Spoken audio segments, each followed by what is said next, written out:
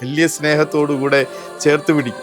പ്രത്യേകിച്ച് പ്രിയപ്പെട്ടവരുടെ ആത്മാർത്ഥമായിട്ടുള്ള പ്രാർത്ഥനകൾ തള്ളിക്കളയാൻ സ്വർഗത്തിനാവില്ല, ഉറപ്പായിട്ടും കേട്ടിരിക്കും.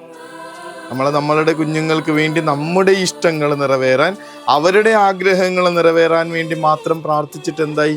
അവരുടെ പഠനം, ജോലി കാര്യങ്ങളൊക്കെ, കുടുംബത്തിൻ്റെ കാര്യങ്ങളൊക്കെ നമ്മുടെ ഇഷ്ടത്തിനനുസരിച്ചെന്ന് പറഞ്ഞ് ഇത്രകാലം പ്രാർത്ഥിച്ചിട്ട് എന്തായി? കർത്താവിൻ്റെ ഇഷ്ടത്തിനൊന്ന് വിട്ടുകൊടുക്കുക. ഗെത്സമനിയിലെ ആ പ്രാർത്ഥനയുണ്ടല്ലോ, ഇങ്ങനെ ഉള്ളുനീറുന്ന നേരത്ത് പോലും, വേദനിക്കുന്ന നേരത്ത് പോലും, ചോരയിറ്റ് വീഴുന്നത്ര സങ്കടങ്ങളിലൂടെ കടന്നു പോകുന്ന നേരത്ത് പോലും ഇതൊക്കെ മാറ്റിത്തരണമെന്ന് പ്രാർത്ഥിക്കുന്നതിനൊപ്പം തമ്പുരാൻ പ്രാർത്ഥിക്കുന്ന ഒരു പ്രാർത്ഥനയുണ്ട്. ഇതാണ്, എൻ്റെ അല്ല നിന്റെ ഇഷ്ടം നിറവേറിയാൽ മതി. എന്നിട്ട് എന്താ പറ്റണേ? ആ പാനപാത്രം മട്ടുവരെ ഊറ്റി കുടിക്കാനായി സ്വർഗത്തിന്റെ ശക്തിയുമായൊരു ദൈവദൂതൻ അവന്റെ അടുക്കലേക്ക് വന്നിറങ്ങണത് കാണണല്ലേ. ഈ പ്രാർത്ഥനയുടെ ശക്തി, ഈ ഏൽപ്പിച്ചു കൊടുത്തുകൊണ്ടുള്ള പ്രാർത്ഥനയുടെ ശക്തി ഇതാണ്.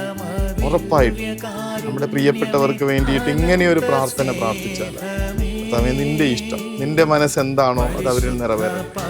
അത് കല്യാണം ആയിക്കോട്ടെ, ഒരു കോഴ്സ് എടുക്കുന്ന കാര്യമായിക്കോട്ടെ, ഒരു ജോലിയിലേക്ക് പ്രവേശിക്കുന്ന കാര്യമായിക്കോട്ടെ, ഒന്ന് വീട് പുതുക്കുന്ന കാര്യമായിക്കോട്ടെ, ഒരു ലോൺ എടുക്കുന്ന കാര്യമായിക്കോട്ടെ, എന്തും ആയിക്കോട്ടെ, എൻ്റെ പ്രിയപ്പെട്ടവർക്ക് വേണ്ടി പ്രാർത്ഥിക്കുമ്പോൾ അത് കർത്താവേ നിന്റെ ഇഷ്ടം എന്താണോ അത് അവരിൽ നിറവേറിക്കോട്ടെ.